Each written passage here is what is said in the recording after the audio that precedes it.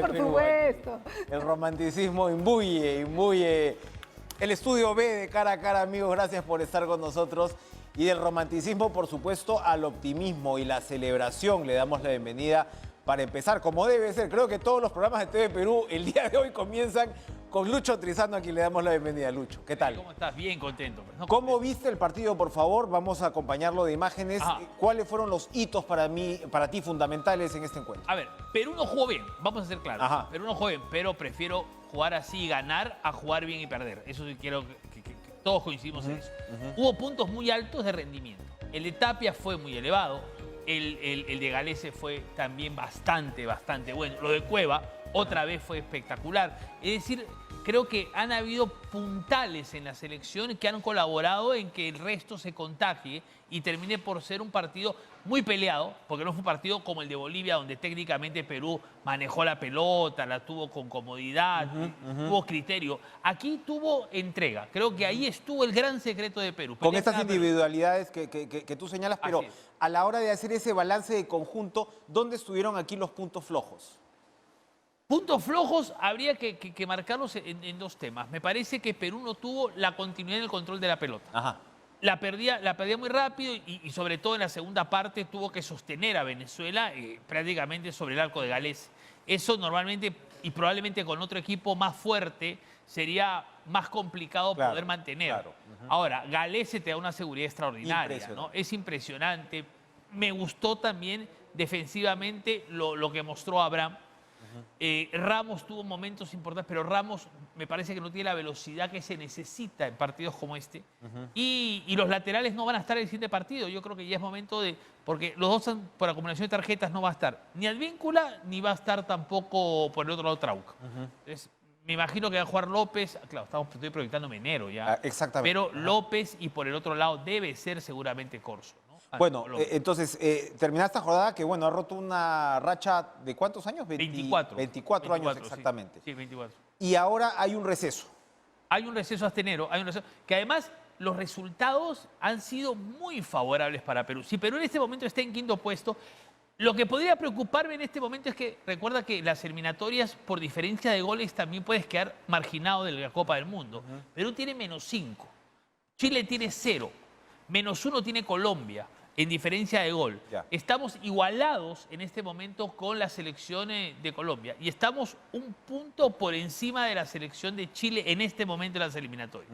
Ahí está justamente la tabla, ¿no? Ahí están precisamente, como tú decías, los resultados de hoy al final han conjurado a favor nuestro. Así es, se han manejado a favor. Por ejemplo, me parece espectacular lo de Ecuador, que Bolivia le gana a Uruguay, lo posterga a Uruguay en la tabla, es decir, se han dado resultados muy favorables para Perú en esta fecha. Lo que nos queda ahora. Entonces, bueno, entramos a este receso de fin de año con las pilas puestas, con la camiseta... En repechaje, ahorita en repechaje. ¿Cómo entramos entonces a la campaña de enero, por decirlo así? Pensando ya, viene Colombia, que es rival directo. En Colombia. En Colombia, rival directo. Viene Ecuador, después en Lima. Ojo, que nosotros le ganamos. Acá se presenta una figura bien especial, porque nosotros aquí en Lima perdimos ante Colombia y ahora vamos a jugar allá. Con Ecuador le ganamos en Quito y ahora vamos a recibirlos en Lima. Me imagino que la situación debe ser, espero, diferente, ¿no? Que Perú logre consolidarse como local ante Ecuador y que nos dé la sorpresa ante Colombia, ¿no? Exactamente, o sea, según tus cálculos, Perú tendría que ganar 3 de estos partidos para estar más o menos tranquilo. Sí, con 3 estamos tranquilos. Con 3 estamos o clasificación directa o por lo menos repechaje. No bajamos de ahí, no bajamos de ahí. Aguafiestas, ¿qué pasa con 2? ¿Qué pasa si Con ganamos 2, nuestros partidos de locales únicamente? es que ya tenemos que empezar a mirar la tabla, ¿no? Ahí tendríamos que mirar otros resultados, ¿no? Como por ejemplo en la eliminatoria mundial anterior, Perú clasifica, además del tema de la mala inscripción del boliviano, que le da a Perú el punto, se da un resultado inesperado, que Venezuela le gana a Paraguay. Si ese partido no se daba así, Perú no hubiese estado en la repesca para el Mundial de Rusia. Es decir, ya ahí tendríamos que manejar resultados. Han sido bastante favorables para Perú en las últimas fechas. El tema es que Perú en algunos momentos no hizo la tarea, pues. O sea, los demás jugaban para Perú, pero Perú no jugaba para ellos mismos, ¿no? Y ahí creo que estuvo un poco el tema de que no estemos mejor. Imagínate, contra Bolivia se pudo empatar. Claro, el pudiera, el hubiese sido, es una frase que repetimos mucho, pero estuvimos cerca de empatar con Bolivia, estuvimos cerca de empatar con Argentina con un penal fallado. Pudimos haber conseguido 2 puntos más en la tabla en este momento que nos ubicaría, mira... Estaríamos mucho más holgados. Estaríamos, claro, con 16, estaríamos con 19 puntos. Estaríamos con 19 puntos tranquilos en una posición de clasificación directa. Y como la describes, bueno, la tanda que se viene no es fácil, pues, ¿no? No, no es fácil. Y después viene Uruguay, en Montevideo, y cerramos con Paraguay en Lima. ¿Has tenido tus apreciaciones sobre ciertos jugadores, quiénes se van a mantener, quiénes no? ¿Qué podemos ir concluyendo a partir de lo que ha señalado Gareca? Primero que me parece sensacional que Gareca tenga el mismo mensaje cuando gana y cuando pierde. No es ni triunfalista cuando gana, ni tampoco termina por sentirse derrotado cuando los resultados son traspiés. Pero ahora el tema pasa por la recuperación de algunos. No creo que sea tanto. Creo que mantener a los puntales de la selección va a ser importante. Mantener en este nivel a Cueva, mantener este nivel la Padula, por ejemplo, que volvió a de cara al gol, 2 partidos, 2 goles. Creo que las sensaciones son positivas que nos deja la Padula.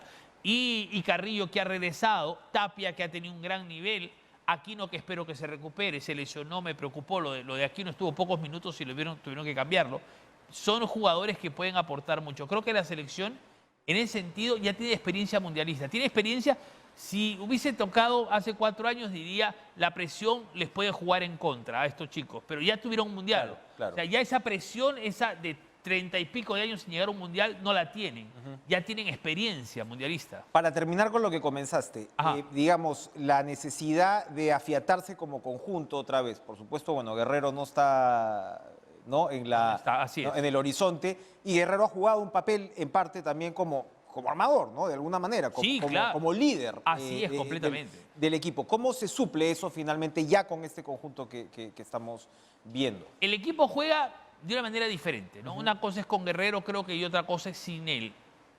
Tuvimos realmente resultados sumamente buenos con Paolo, pero ahora el fútbol ha cambiado para la selección, ¿no? Se juega menos alrededor de una persona, se juega más en conjunto. Creo que ha habido un cambio en ese sentido de la selección, un cambio obligado, no es un cambio que Gareca lo haya determinado así por una razón de vamos a que ya no se entendieron la forma de jugar los rivales y ya saben cómo jugamos, no, simplemente por las circunstancias que se han ido. Pero al final es una buena adaptación frente a esas circunstancias. Es una buena adaptación, sí, una adaptación que en los últimos partidos ha sido importante. Claro, muchos van a decir en este momento, pero ¿quiénes fueron? Fueron Bolivia y fueron Venezuela. Miren la tabla, son los 2 coleros, pero se ganaron los partidos y hay que ganar esos partidos para estar metido en la pelea, ¿no?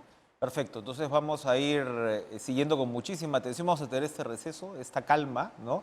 Sí, calma chicha, en realidad, ¿no? Así es. Y muy pendientes. ¿Cuáles son, digamos, los próximos pasos? ¿Los jugadores se van todos a sus clubes? ¿Cuál es el calendario así ajustado para que la hinchada lo tenga? Los clubes, los jugadores se van a sus clubes, ya se van a sus clubes ya parte final de temporada, ¿no? Claro. Aquí, por ejemplo, ya va a volver la final del campeonato local que se postergó por estas eliminatorias, el Alianza Cristal, partido de ida y vuelta, y después descanso hasta enero, que ya empiezan a trabajar con la selección, y también que a mitad de enero empiece el campeonato local, ¿no? El primer partido es con Colombia. El primer partido. Y luego es con Ecuador aquí. Y después con Ecuador. ¿Se esperaría que el aforo sea ya un poco más extenso para ese entonces? Todavía no se ha dicho nada de la federación. No se ha dicho nada, pero yo creo que ya debería ser el 100%. Ya debería ser. Ya debe ser el 100%. Acabo de ver el Brasil-Argentina, por ejemplo, 100%, totalmente lleno. Los estadios ya empezaron a las autoridades a dar esa alternativa de estadios llenos, y me parece que aquí en el Perú se ha avanzado mucho en ese sentido, ¿no? Como para poder ya abrir las puertas a los Y de aquí a enero todavía debería haber finales de enero, además. Exactamente. Lucho, muchas gracias. Y bueno, sigues tú en transmisión continuada en TV Perú, porque por supuesto te estaremos viendo y escuchando en Pared. Perfecto, perfecto. Gracias. Por estar en esta introducción en Cara a Cara esta noche para celebrar. Vamos de inmediato a darle la bienvenida al ministro del Ambiente, Rubén Ramírez, con quien no habíamos tenido la oportunidad de conversar en una coyuntura sumamente importante post-COP26 en Glasgow, donde por supuesto el Perú Es un jugador central, hablando de fútbol. Ministro, buenas noches, gracias por estar con nosotros. Es un jugador central donde, es decir, estamos hablando pues del 15% aproximadamente de la Amazonía en nuestro país. Siempre internacionalmente se habla tanto de Brasil y las miradas están volviendo realmente a nuestro país y el papel que debe jugar en términos de la conservación de la Amazonía y lo que por supuesto nos queda por delante. ¿Cómo está usted? Buenas noches. Buenas noches. Agradecido por esta entrevista, apto justamente de conversar sobre estos temas de Glasgow, la COP26, donde Perú ha tenido un papel muy preponderante. Usted mismo lo ha dicho, la Amazonía es la joya del planeta, y no solamente eso, Enrique, sino también es el centro vegetal más grande en realidad de cobertura verde en Latinoamérica, que es un termostato del mundo porque controla la temperatura del mundo. Por eso es que todos los países en este caso apuestan por la conservación de la Amazonía. Es un termostato del mundo, efectivamente. Si usted tuviera que resumir la experiencia de Glasgow con respecto a lo que nos toca, ¿cuáles serían los puntos más importantes, los que más destacaría? Mire, en particular debemos recalcar de que el grupo de científicos especialistas que han estado en Glasgow, y no solamente esto, también en las Naciones Unidas, y han lanzado una alarma mundial. Estamos en la cuenta regresiva del ocaso del planeta. Estos 10 años son fundamentales para salvar el planeta y los comportamientos de todos los gobiernos tienen que ceñirse a la economía verde. Esto significa cuidar el planeta sin distingo de lo que son países, continentes, nada. Todas las economías tienen que sujetarse a la agenda verde. En definitiva, en Glasgow se han tocado temas muy fundamentales como evitar la deforestación, lo que es la economía circular, el tema de lo que son la educación ambiental. Y eso está siendo recogido en un instrumento que próximamente se va a promulgar a iniciativa del Ejecutivo, que es la norma de emergencia climática, que es el instrumento más importante legal que va a tener el Perú, y en definitiva, que toca temas muy valiosos como la deforestación, el cambio de la matriz energética, lo que siempre me preguntan, ¿no? Estamos consumiendo mucho combustible fosilizado, ahora se va a pasar con la masificación del gas a consumir gas, pero esos son recursos no renovables. Lo que vamos a progresar es en consumir energías provenientes del procesamiento eólico y también fotovoltaico. Esto significa aprovechando la energía solar. En definitiva, este ministerio está trabajando en esto, lo que volví a recalcar, la economía circular, que es la reutilización de todo lo que estamos, de lo que consumimos los seres humanos. Y lo más importante, se está hablando de la justicia ambiental también como un elemento muy importante, por cuanto entenderás, Enrique, que desde marzo de este año hasta la fecha, 8 defensores ambientales han perdido la vida.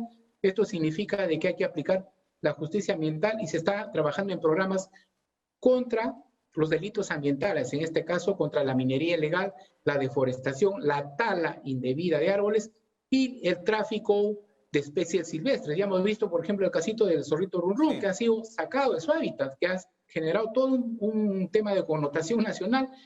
En realidad hay muchas especies que son sustraídas de la Amazonía y lo más importante, que siempre vengo recalcando, la educación ambiental, que es totalmente importante. Es muy importante educar a un niñito desde muy corta edad.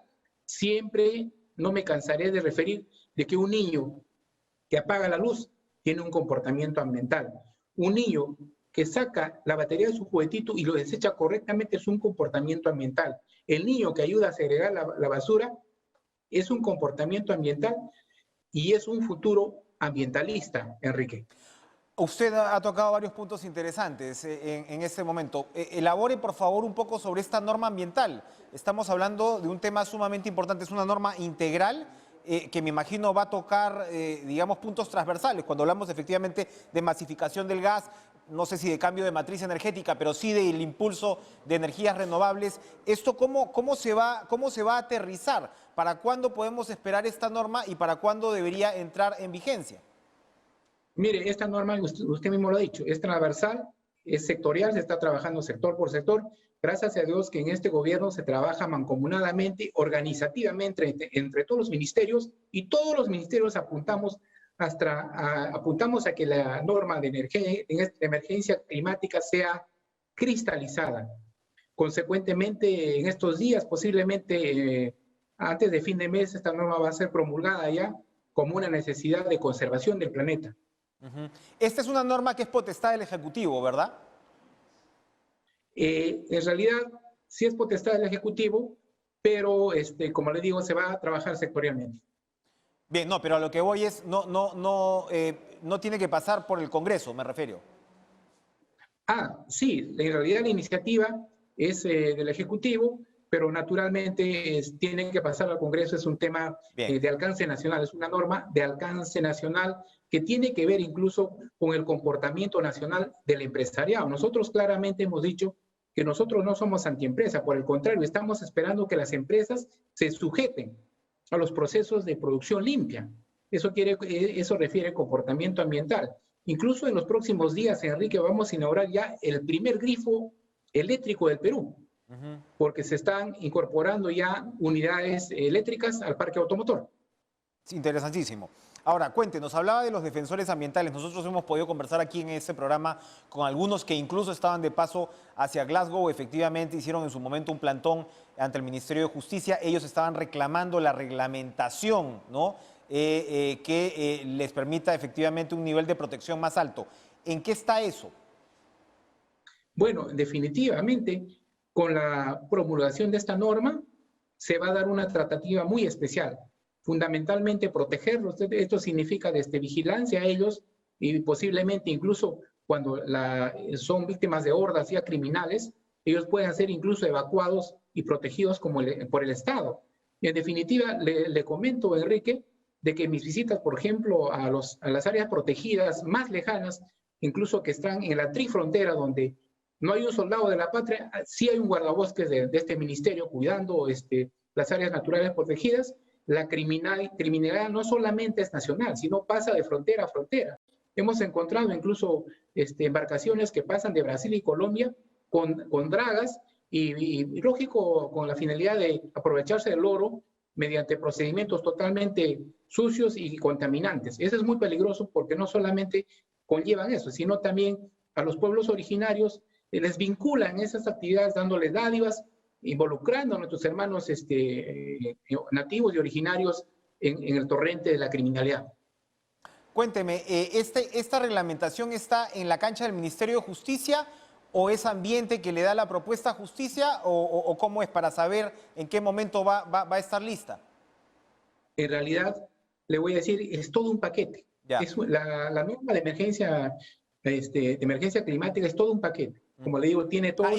Pero incluye, perdóneme, ministro, incluye lo de los defensores ambientales. Claro, ese es el tercer tópico que se está viendo. Deforestación, cambio de matriz energética, economía circular y protección ambiental y justicia ambiental.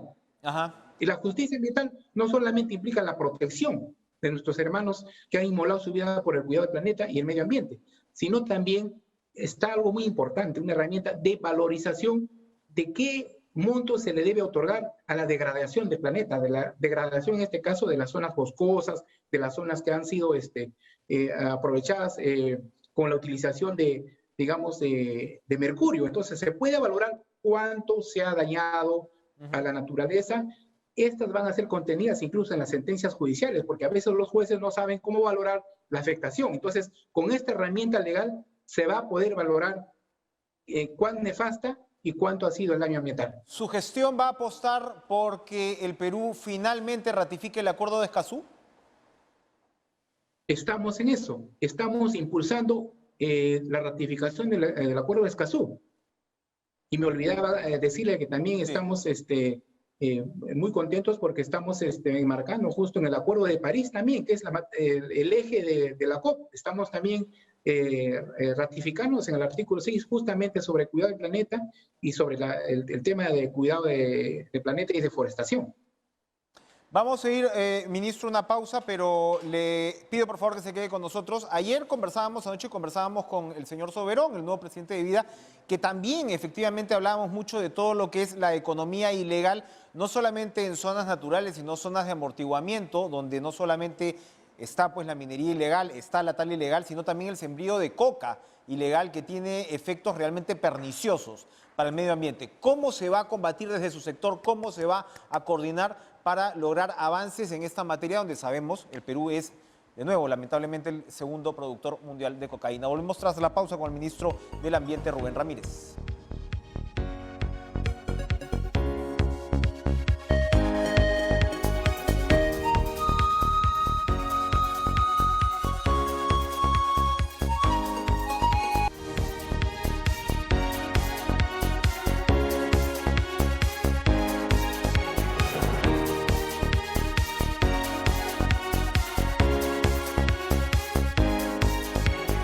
Ministro del Ambiente, Rubén Ramírez, señalaba usted el desafío que tiene el Perú para combatir las economías ilegales, particularmente en la Amazonía, que como bien definió usted es el termostato del mundo. El cultivo ilegal de hoja de coca es un factor allí. ¿Qué tipo de coordinaciones va a hacer su despacho, tomando en cuenta que una buena parte, un buen porcentaje de la hoja de coca ilegal se cultiva no solamente en las zonas naturales, en las áreas naturales protegidas, sino en las zonas de amortiguamiento? Mire, en particular, este ministerio está trabajando en el programa que se llama UNIDA. Esto significa la unión entre todos los sectores, lo que es justicia, Ministerio del Interior, Ministerio de Defensa, que va a participar en salvaguarda de la Amazonía, la Fiscalía Ambiental y, vuelvo a reiterar, esta cartera. Se va a dar una lucha frontal a este tipo de actividades totalmente lesivas que atentan contra la Amazonía. Son programas especiales, ya estará teniendo noticias usted de intervenciones que se harán en forma inopinada y en forma totalmente confrontacional, que darán resultados. Bueno, hay que reconocer, gracias ministro por informarnos de todas estas novedades, hay que reconocer que hay cambio climático también dentro del acento político del gobierno. Han pasado varios ministros, la propia titular del MIDIS y vicepresidenta, la señora Boluarte, ha dicho que hay que hacer un mea culpa por las designaciones que hayan resultado ineficientes, ¿no?, o inapropiadas. ¿Cree usted que van a venir más cambios ministeriales, que el gabinete de Mirta Vázquez se va a ir acomodando todavía? Mire, en particular debo recalcar que este gabinete trabaja coordinadamente y en armonía, en aras de la gobernabilidad. Si bien es cierto, hay una renuncia de un ministro, naturalmente este será ya sustituido con la prerrogativa presidencial, pero en particular yo pienso que ya no va a haber más cambios, ¿no? Porque en realidad el Ejecutivo tiene que gobernar. En realidad hay una agenda país que no hay que dejar atrás. Bien, bueno, y le preguntaba porque hay cuestionamientos, digamos, sobre el ministro de Educación. Él ha dicho que él estaría dispuesto a dar un paso al costado. El ministro de Transportes y Comunicaciones, que ojo, que algo tiene que ver con su sector en el sentido de las reformas de la ATU, también para un transporte más limpio, etcétera, etcétera. ¿Usted creería que el gabinete entonces no va a tener más cambios después de la salida del señor Ayala, a pesar de estas controversias? Yo creo que no, porque en realidad también, mire, lo que hay que hacer acá es trabajar mancomunadamente todos los poderes del Estado, el Ejecutivo, el Legislativo, la sociedad civil organizada, los gobiernos regionales, los gobiernos locales, distritales. Eso es lo que está haciendo, eso es lo que propone el gobierno, el trabajar integralmente. Y no solamente eso, trabajar también con la sociedad civil, con los pueblos más olvidados. Hoy día, por ejemplo, he tenido una reunión muy importante con los hermanos de la cuenca de Coata, de Puno, habiendo arribado a temas muy importantes que tienen que ver con el resonar nacional y con la necesidad postrada de estos pueblos de Puno, que han sufrido la contaminación.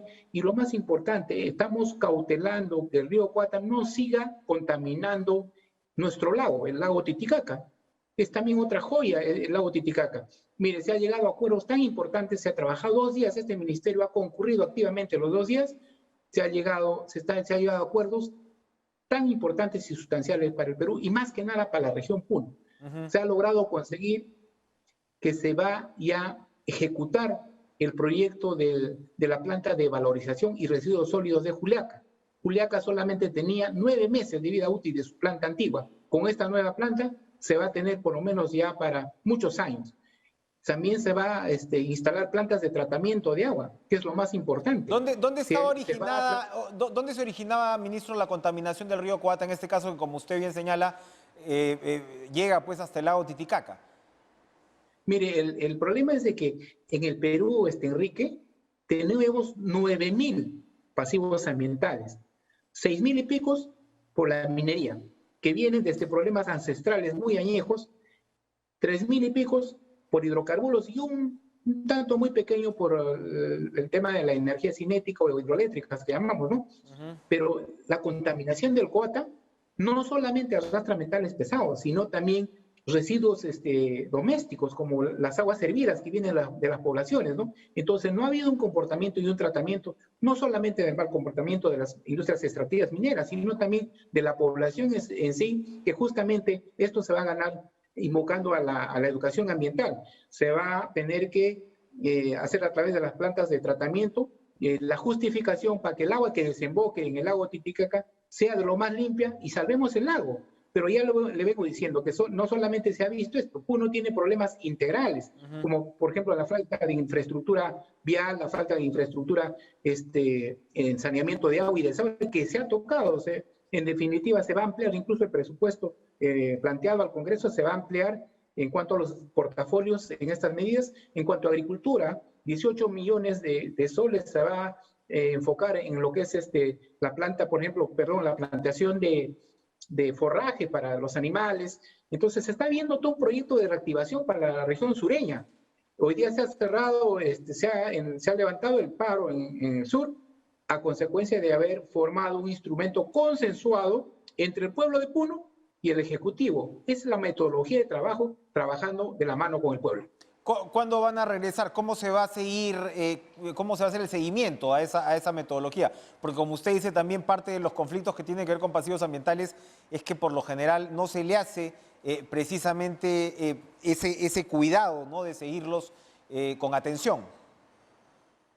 Mire, en particular este ministerio tiene estaciones de monitoreo de la calidad del aire y los suelos, y en este caso, por ejemplo, del agua, ¿no?, que es lo más importante.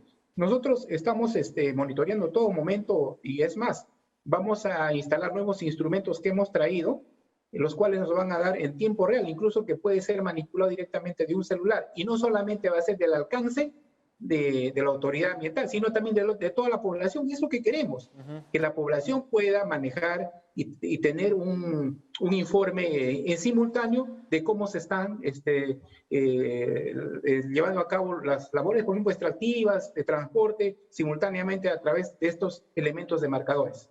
Ministro, para terminar, el Congreso quiere posponer la prohibición del Tecnopor. ¿Su despacho tiene una posición al respecto? Mire, esto es muy importante, gracias por tocarme este tema. Eso está en parte de la economía circular. En realidad, el Tecnopor pues, es un polímero. Entenderá que el plástico tiene mucho tiempo para degradarse. En realidad, el plástico no ayuda al comportamiento ni al bienestar humano. En realidad, esto tiene que acabar. Estos productos expandibles y envases de polímero tienen que definitivamente ser expandidos y fabricados a este fin de año. Podían incluso fabricar estos tipos de envases con el bagazo de la caña. Ayer, por ejemplo, anteayer estuve yo en la parte norte del país viendo el tema de cómo una empresa había generado un incendio el 31 de octubre en la zona norte, en Piura, habiendo contaminado. Incluso esto es porque la cosecha de la caña se produce incendiando, en este caso, las plantaciones, ¿no? Tenemos que cambiar esto, las costumbres, y el bagazo de la misma caña que se mete para aprovechamiento en azúcar o en alcohol, se puede utilizar incluso para fabricar envases. Imagínense eso. Y eso tiene que cambiar. Nosotros estamos trabajando en eso. Bien, bien. Muy bien, nos imaginamos entonces que el Ejecutivo reaccionará si se llega a promulgar una ley semejante. Siempre el Ejecutivo tiene la potestad de observarla en todo caso. Ministro del Ambiente, muchas gracias por estar con nosotros, ministro Rubén Ramírez. Gracias por acompañarnos en Cara a Cara. Buenas noches, muy agradecido. Vamos a ir a una pausa, movimientos también económicos, declaraciones importantes, cruces de espadas en realidad peculiares, ¿no?, entre el ministro de Justicia y el presidente del BCR, que por cierto hoy habló en CADE, y vamos a comentar toda esta situación y el contexto económico con Elmer Cuba, integrante, ojo, del directorio todavía del Banco Central de Reserva. Volvemos.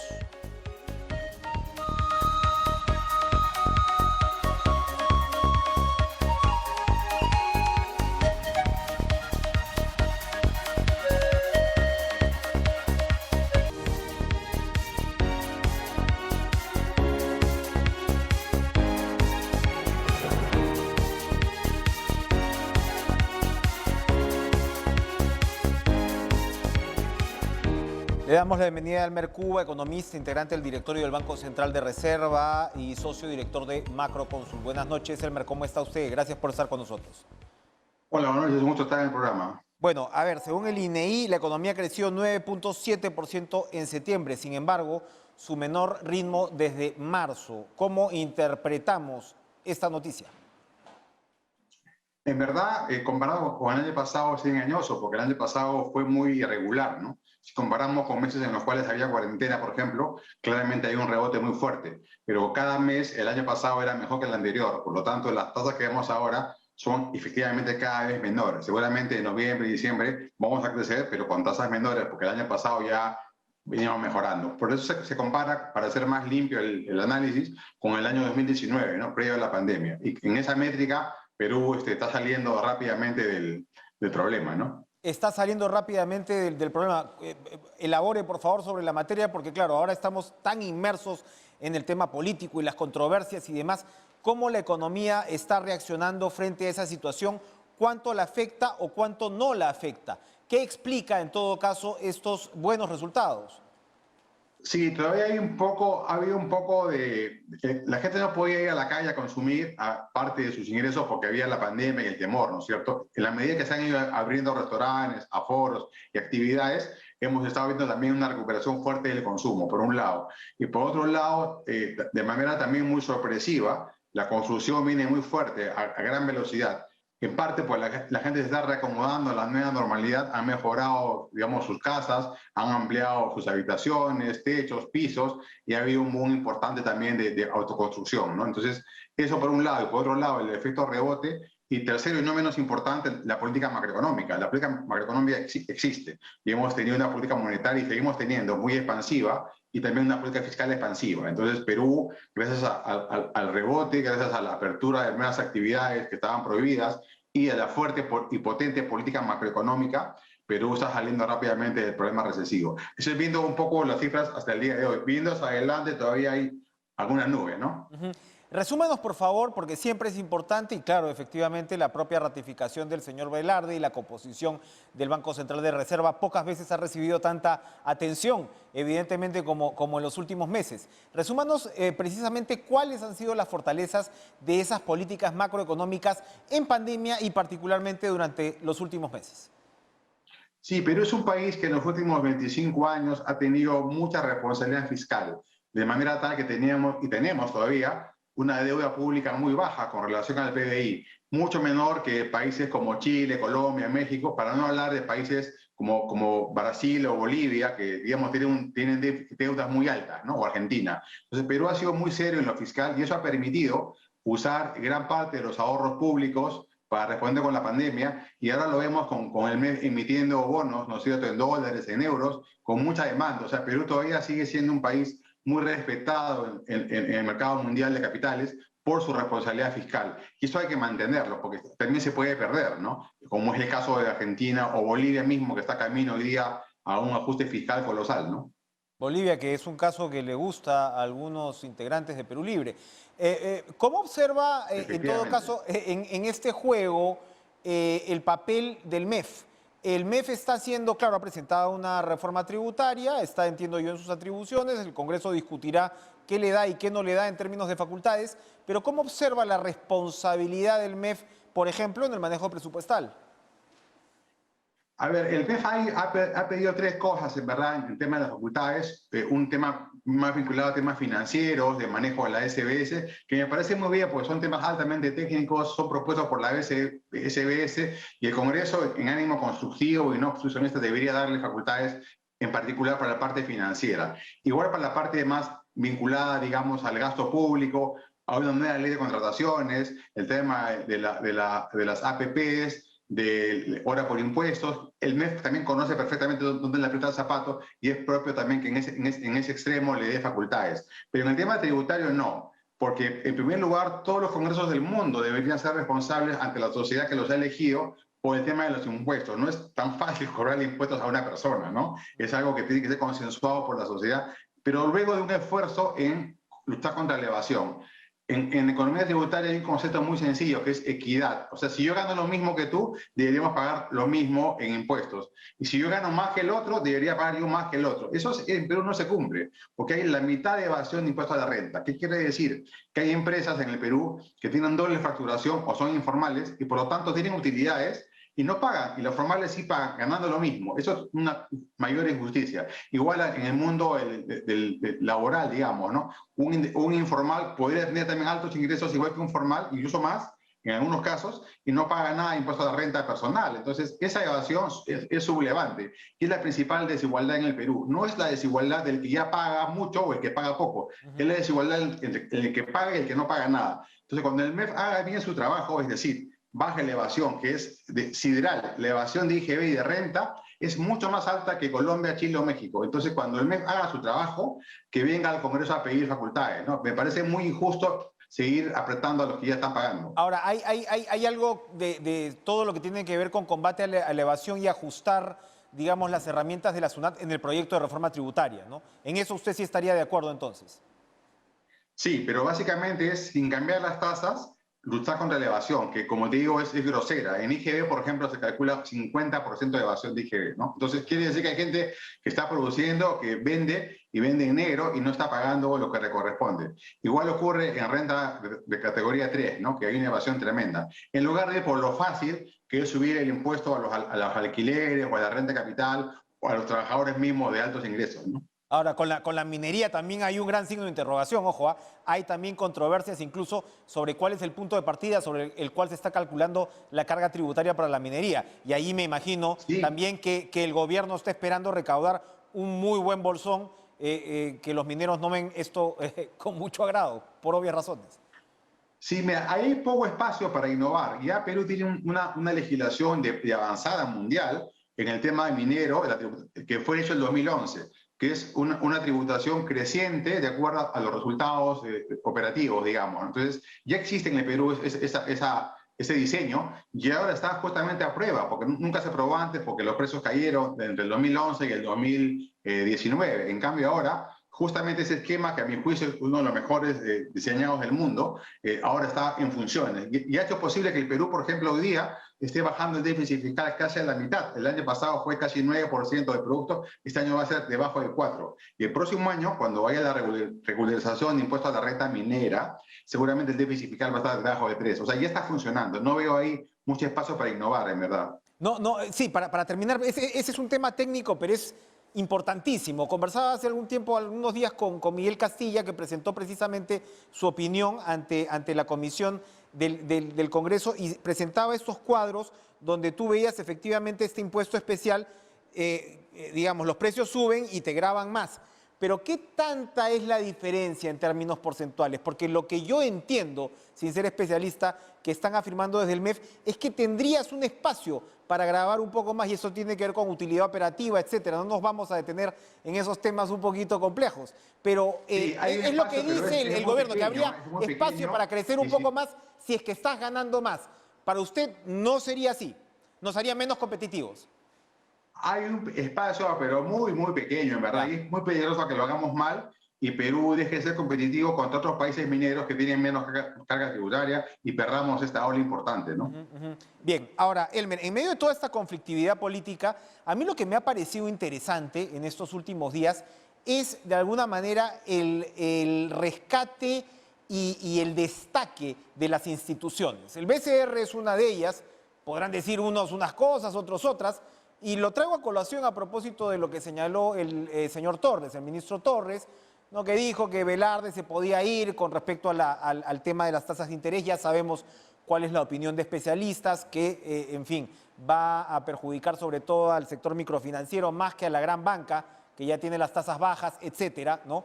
Pero más allá de ese debate, claro, el señor Torres, que después, en fin, se ha echado un poco para atrás, que se le pasó la mano, en realidad, más allá de lo que diga el ministro de Justicia, el señor Velarde ha sido ratificado y tiene un mandato y una autonomía, me parece, por 5 años más, ¿no? Entonces, como que los debates sobran un poquito, ¿no?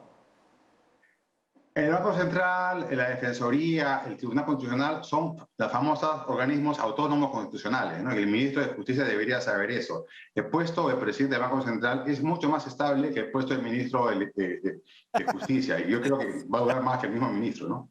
Claro, como están los récords. Le deseamos al ministro Torres una larga permanencia en el ministerio, pero efectivamente, como están los tiempos de recambios, no es para tomar en serio lo que usted señala. A ver, lo otro, Elmer, ya que usted va a hacer, usted, claro, me imagino que será relevado cuando el Congreso elija, ¿no?, a los reemplazos que le toca.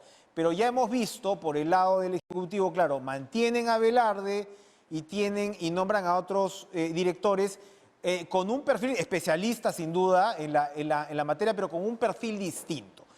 Vamos a ver qué hace el Congreso. Esperemos pues que nombre a profesionales también con la experiencia del caso. ¿Cómo ve el espacio de cambio en determinados acentos que puede haber en el BCR? Hay poco espacio, en verdad, porque la meta del Banco Central es la estabilidad monetaria, administrar las reservas y el sistema de pagos, y el staff del Banco Central es un staff de lujo internacional, sin ningún problema, en capacidad técnica, analítica y de trabajo. El directorio, efectivamente, finalmente es el que deciden como colectivo, pero el banco está muy encaminado, es todo un portaaviones, ¿no? Y ahora lo estamos mostrando con el manejo de la política monetaria, enfrentando este episodio transitorio de precios al alza, ¿no? Así es. No, se lo preguntaba porque, claro, otros economistas, ¿no?, como el señor Burneo, pues han insistido en esta necesidad de un banco central más activista. No hay mucho espacio para un banco central más activista, sobre todo pues en controlar más el precio del dólar, ¿no? A eso se refería él. Bueno, siempre es un tema muy debatible, ¿no? Pero hay consensos también amplios en la profesión y el grueso de macroeconomistas no está en esa línea, ¿no? Ahora, ¿qué podemos esperar, Elmer, en los próximos meses? Hay, por supuesto, más allá de la macro, ¿no?, de la buena salud de la macro, anoche conversábamos con Rodolfo Arellano sobre el debilitamiento de la clase media, que sin embargo muestra resiliencia, ¿no?, en los últimos meses, pero claramente, así como la pandemia nos ha dejado más pobreza, nos deja menos clase media, hay todavía preocupación con el tema del empleo, más aún con el tema del empleo formal. ¿Qué es lo que deberíamos esperar en los próximos meses para que esa reactivación sea lo más rápida posible? Sí, mira, la estabilidad macroeconómica es una condición necesaria para el crecimiento, pero no es suficiente. Con estos precios de las materias primas y un mundo rebotando, Perú tendría que estar creciendo 5 o 6% sin ningún problema durante todo el quinquenio. No estamos viendo eso, estamos viendo más bien un crecimiento hacia adelante, cercano a 3%, que es un desperdicio, porque podríamos ir, como digo, al doble. Y con 3%, la sensación de falta de oxígeno para el empleo se va a notar, porque cada año entran 350.000 jóvenes a buscar empleo y con un crecimiento de 2-3% no es posible darle empleo a todos los entrantes. Por lo tanto, la informalidad va a seguir en índices enormes y lamentablemente los salarios van a ser todavía planos, porque solamente pueden crecer los salarios y el empleo si la economía peruana se acelera, ¿no es cierto? Y no como uno podría estar esperando hacia adelante. No estamos en recesión ni vamos a entrar, estamos viendo un crecimiento lento que tendría que ser diferente, ¿no? Es interesante el debate porque, claro, ahora mismo en la pandemia se ha discutido y se sigue discutiendo mucho sobre las deficiencias, ¿no?, de la red de seguridad social peruana, el tema, por supuesto, de la informalidad. Usted lo ha tocado al momento de hablar, ¿no?, de pagar impuestos y todo lo que esto digamos, trae como consecuencia. Ahorita se está creando empleo, pero se está creando empleo básicamente informal. Y hay, por un lado, ahora que el Consejo Nacional del Trabajo se ha reinstalado, ¿no?, hay, por supuesto, siempre este viejo debate que el empresariado te dice, oye, somos el país con sobrecostos laborales, ¿no?, más grandes de América Latina, y por supuesto tienes una posición más de izquierda que dice, oiga, ya el régimen laboral existente le permite al empresariado precarizar el empleo y de alguna manera sostener esta situación al infinito. Pero el hecho es que algo hay que hacer con el tema del empleo. ¿Por dónde podríamos ir? ¿Por dónde debería enfocarse el debate para llegar a algún tipo de consenso manejable, viable? Hay espacio, si dejamos de lado las ideologías, ¿no? Y vemos los datos puros y duros fríamente, hay un espacio ahí para afinar las normas tributarias y laborales en ese pequeño espacio de salarios bajos para hacer que la gente entre a la formalidad suavemente, ¿no? Me refiero al aporte de salud, al aporte de pensiones y al pago de impuestos a la renta de las empresas. Si eso lo suavizamos, podemos ampliar la avenida para la formalización. No digo bajarla de 80 a 40, pero sí de 80 a 60 en un gobierno es posible. De ahí en adelante es más complejo, porque estamos hablando ya de unidades más pequeñas, más precarias, ¿no? Y cuando hablamos de evasión, no nos referimos a los trabajadores de bajos ingresos, que hoy día están exonerados. Si tú ganas 2.000 soles o 2.500, no pagas impuesto a la renta. Pero hay trabajadores que ganan 4.000, 5.000 y no pagan. A eso me refiero. Igual a las compañías, a la pequeña empresa, MIPE, microempresa, que gana poco dinero, agrega poco valor, paga también, cuando paga impuestos va a ser muy poquito, ¿no? Esa no es la amenaza. El problema está en empresas medianas que tienen doble tributación. Ahí es el cogollo de la evasión y la ciudad no es capaz de enfrentarla, ¿no? Eso es un poco lo que subleva a los economistas, que vemos esa injusticia, ¿no? Que vemos que al frente hay otra persona que gana lo mismo que tú y no paga impuestos. Eso hay que luchar contra ello, más que buscar igualar dentro de lo que ya pagan, ¿no? La redistribución en el Perú y en todo el mundo no se da por la manera como cobras impuestos, sino por la manera como gastas. El gasto tiene que ser progresivo, ¿no? Y eso no se está haciendo. El grueso, digamos, de la progresividad, de cómo los estados redistribuyen oportunidades, es a través del gasto público, no tanto de la manera como recaudan, ¿no?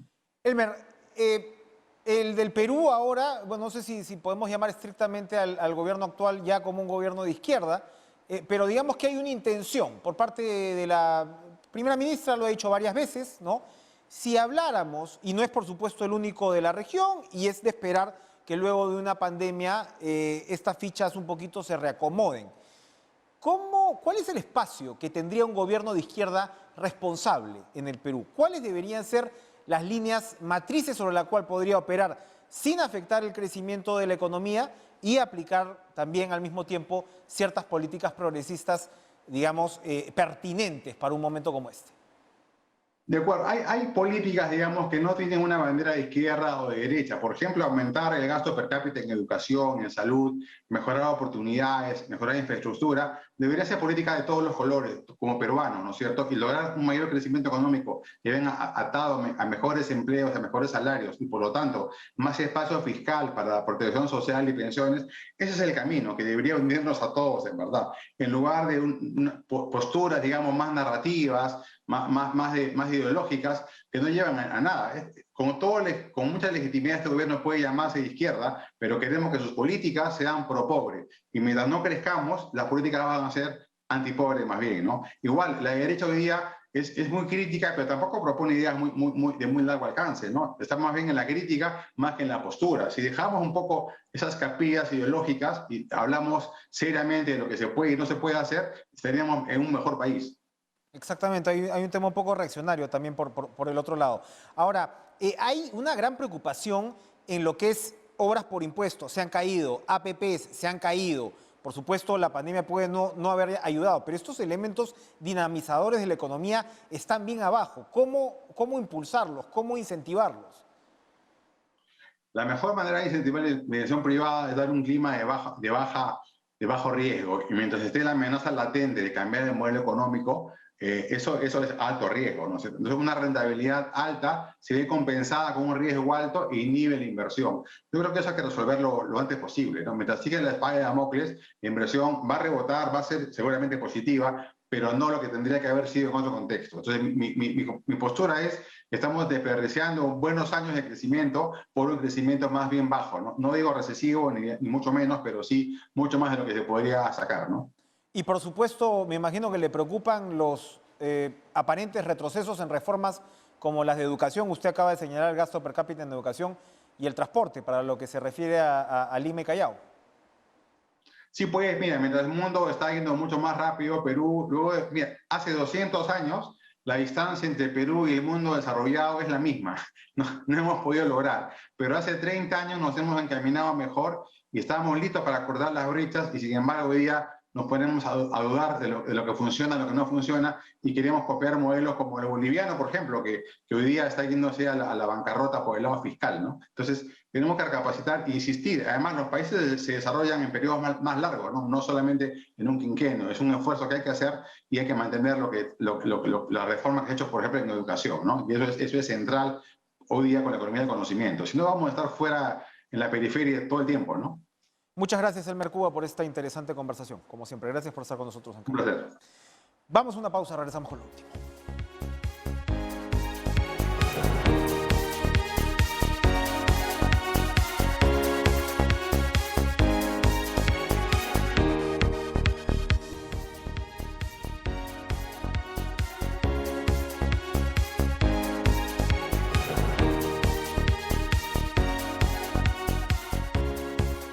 Gracias por acompañarnos en este cara a cara, ha estado bastante interesante. Esperemos que mañana esté todavía mejor. Lo que va a estar mejor ahora mismo es en pared con todos los detalles del triunfo peruano y por supuesto lo que se viene. Tengan ustedes una excelente noche.